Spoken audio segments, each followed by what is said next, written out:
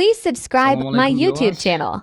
আমার পরীক্ষা এজন্য কিন্তু আমি আমাদের চ্যানেলে ভিডিও আপলোড করতে পারছি না ঠিকঠাক মতন। তো আজকে একটা আপনাদের ফার্স্ট ফেজের যে ওয়্যারিং ডায়াগ্রাম আছে, ইলেকট্রিক্যাল ওয়্যারিং ডায়াগ্রাম, সেটা আপনাদেরকে দেখাবো।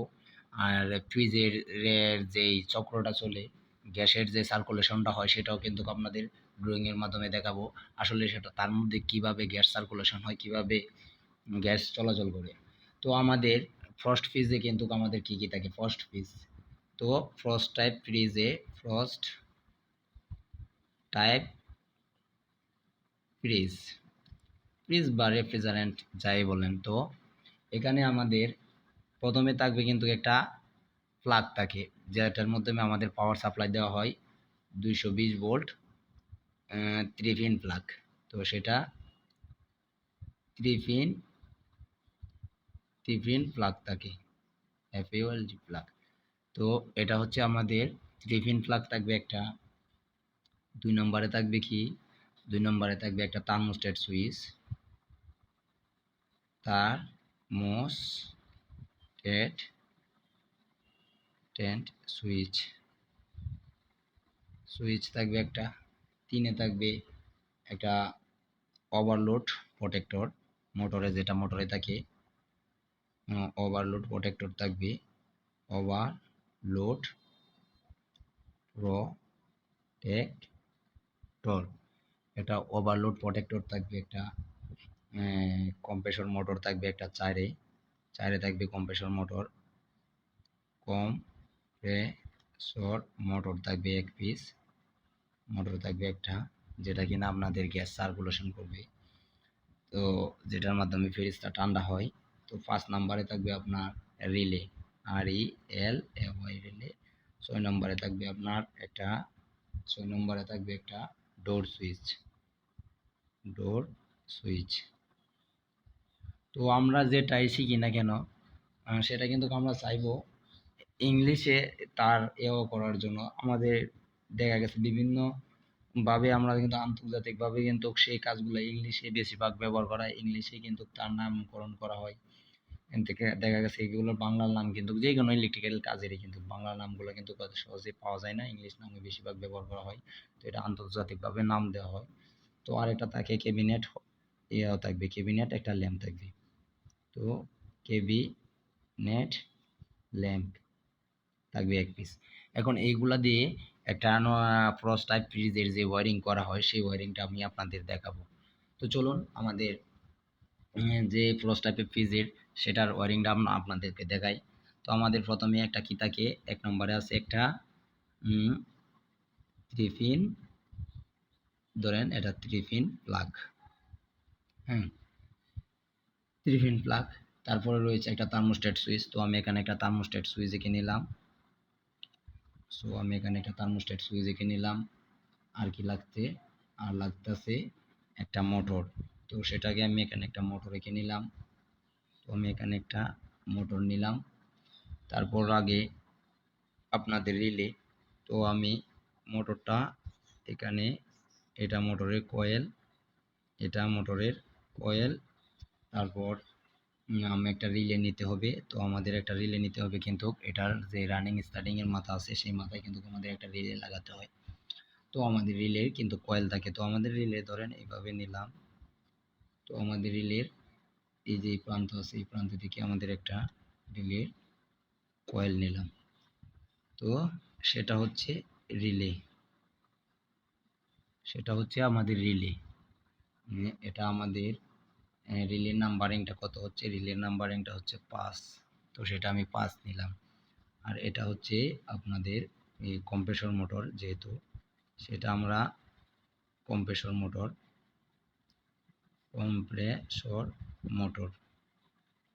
সেটাকে আমরা কম্প্রেসর মোটর নিলাম। তারপর ওভারলোড প্রোটেক্টর থাকে একটা, যেহেতু, তো ওভারলোড প্রোটেক্টর থাকার জন্য সেটাকে আমরা একটা ওভারলোড প্রোটেক্টর নিলাম। তো এটা এখানে লাগিয়ে দিলাম কমন টার্মিনালে। তো সেটা ওভারলোড প্রোটেক্টর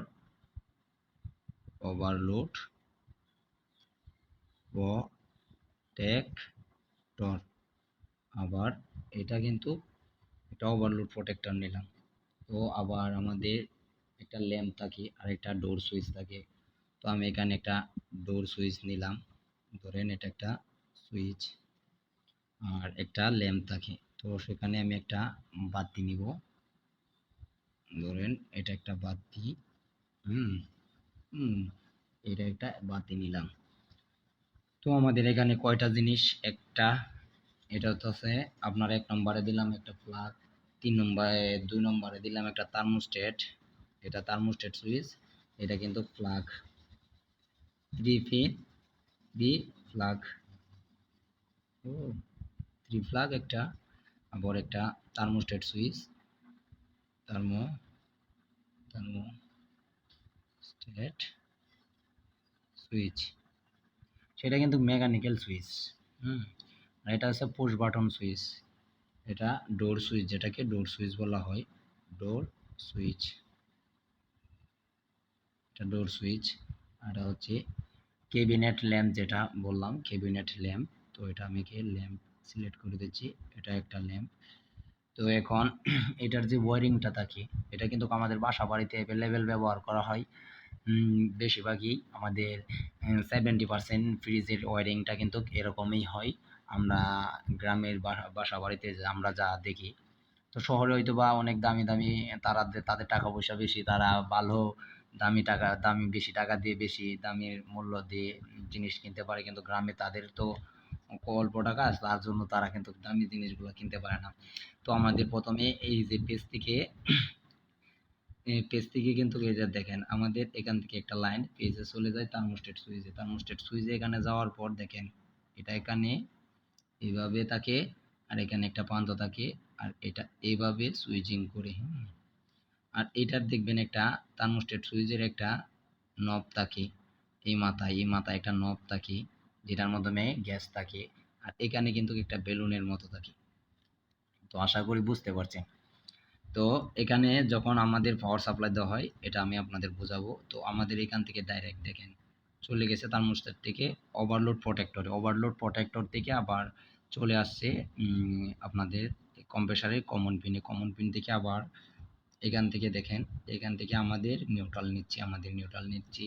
তো নিউট্রাল আমাদের রিলেতে সংযোগ করতে হবে। তো আমাদের রিলেতে সংযোগ করে দিলাম। নিউট্রালের জন্য বাল্বের জন্য একটা নিউট্রাল দরকার আছে, আমরা নিউট্রাল দিয়ে দিলাম।